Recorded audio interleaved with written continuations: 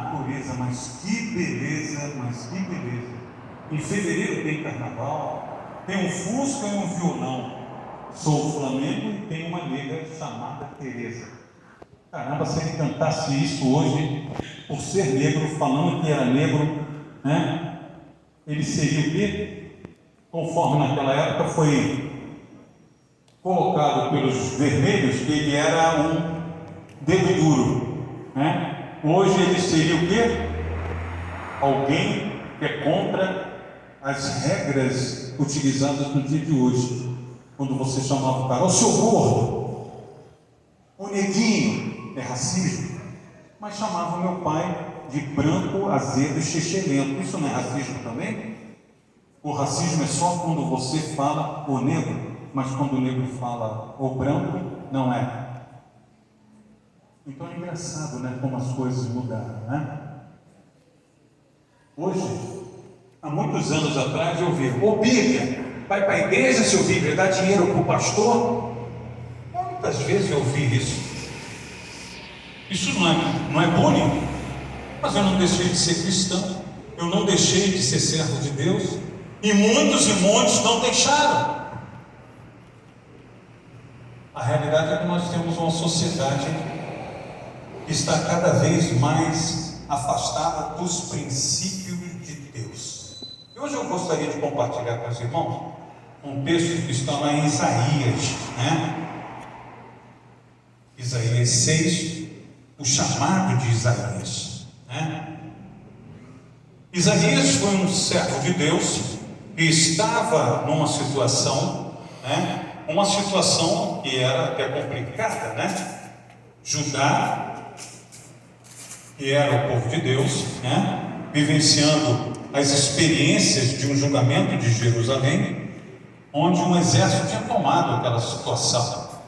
E Deus chamou a Isaías na época do rei Uzias, né? E diz assim o texto, Isaías 6, capítulo 6, versículo de 1 em diante. O chamado de Isaías. No ano em que o rei Uzias morreu, eu vi o Senhor assentado num trono alto e exaltado, e a aba da sua veste enchia o templo. Acima dele estavam os serafins, cada um deles tinha 6 asas.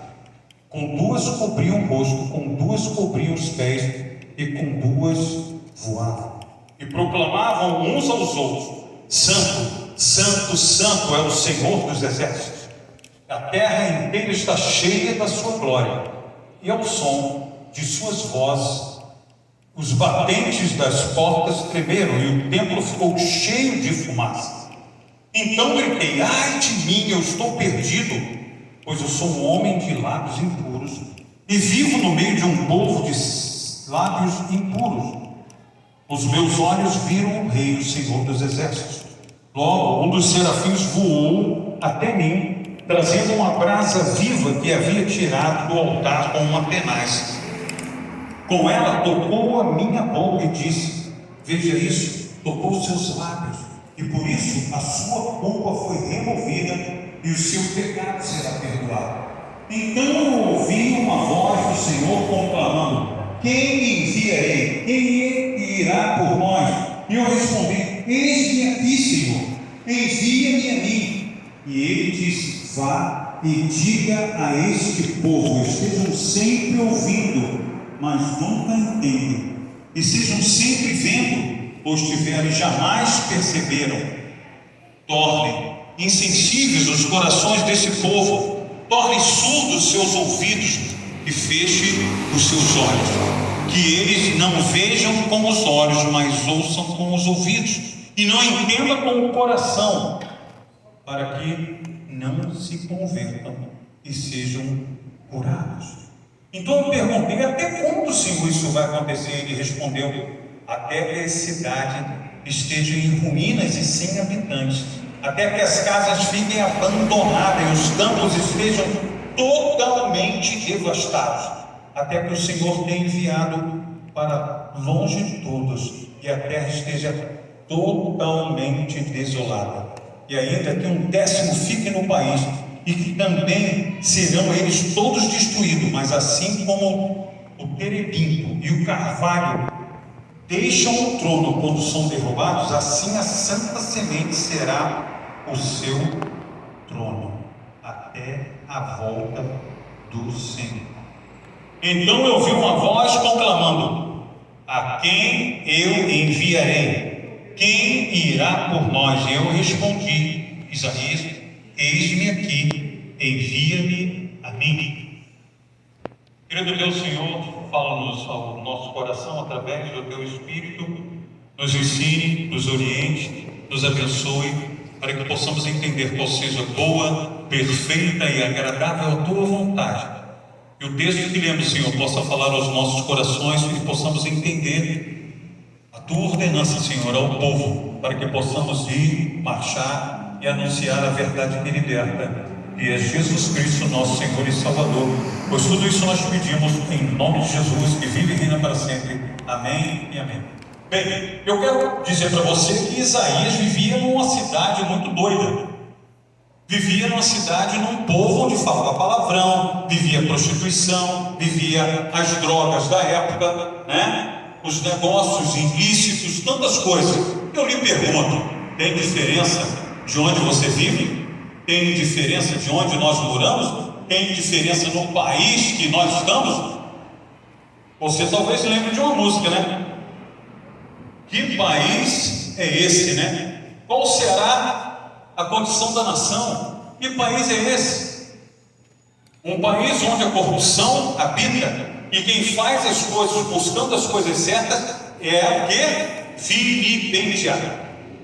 É muito fácil no meio do motociclismo você encontrar um cara com uma moto bonita, com isso e aquilo, mas muitas das vezes você passa, a tua não anda tanto numa dele, mas ele passou e ele está lá o quê? Está lá pendurado lá na Blitz, ele está lá na PRF, sempre vai pegar uma 040, 116, né? Está devendo. Eu me lembro que muitas pessoas ajudam. Mora onde? Copacabana e Ipanema. Legal, come quando dá ovo cozido, um pedaço de pão, mas a rota caviar. O fato que nós lemos aqui em Isaías não tem muita diferença. Se você está acompanhando a série Gênesis, você vai observar que ali fala da saída de Abraão, né? E o sobrinho dele, que foi para uma cidade que era movimentada, né? Uma cidade que tinha um crescimento comercial muito grande, né? Todo tipo de forma de prazer, de dinheiro, o prazer sexual, todas as coisas que eram o quê? Sodoma e Gomorra. E nós vemos na história que quando esse personagem está indo naquela cidade ali, Ló, né? O que acontece com ele? Com a sua família? Ele começa a crescer comercialmente, essas coisas todinhas, mas Deus fala no coração de Abraão, falou: essa cidade vai ser destruída. Não falou isso? Falou, bem claro, vai ser detonada. Mas Abraão chega para ele e falou: o quê? Senhor, mas se tiver 100.000 pessoas, o Senhor vai falar: não, 100.000 pessoas? Não vai adiantar, não vai ter 100.000. Mas 50.000, 20.000, 10.000, 1.000? Não vai dar. E acaba ficando só quem? Só a família de Ló. Mas Deus manda 2 mensageiros, 2 anjos para chegar naquele local e avisar a quem? A Ló. Não é verdade isso? Não sei se você já acompanhou lá em Gênesis, se você vai acompanhar, vai ter noção sobre esse processo, tá? Que é a história do povo de Israel. E o que aconteceu? Esses 2 seres celestiais foram ali, né, em forma de homens, e quando eles chegaram naquela cidade e foram procurar a família de Ló, você sabe o que aconteceu? Alguém tem noção aí? O que aconteceu? O que aconteceu? Vamos lá, não sabe?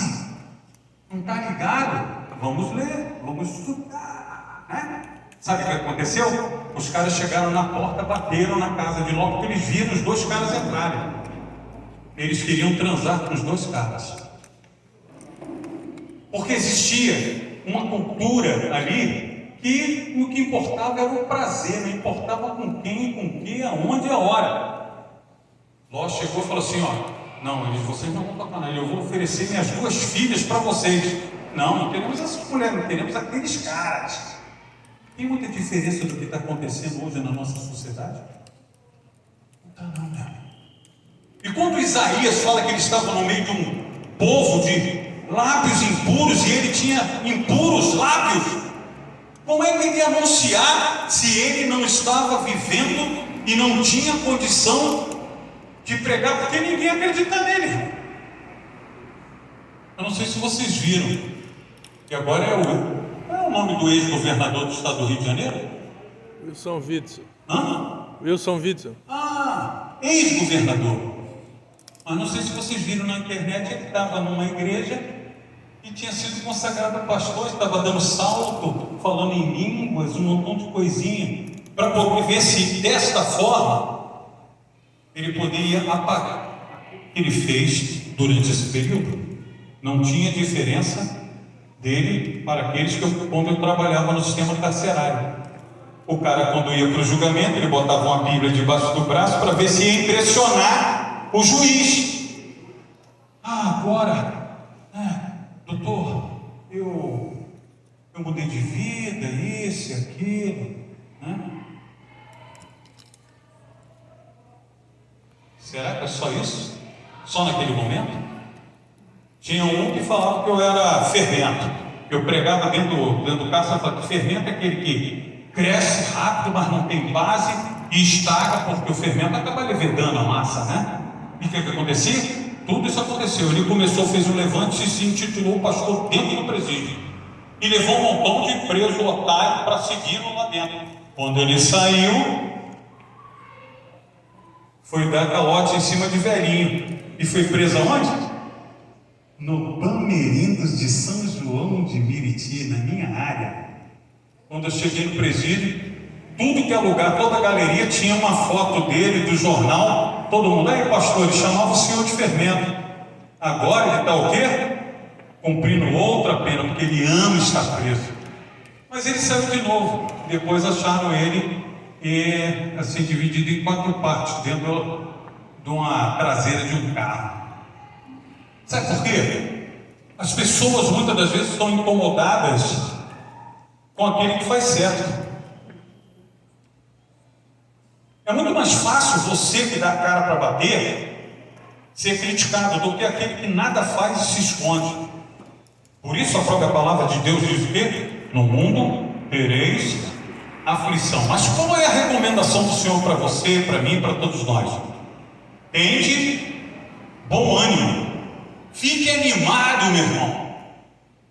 Porque se Jesus foi perseguido, você acha que você é melhor do que ele? Você acha que eu sou melhor do que ele? Não somos não, né?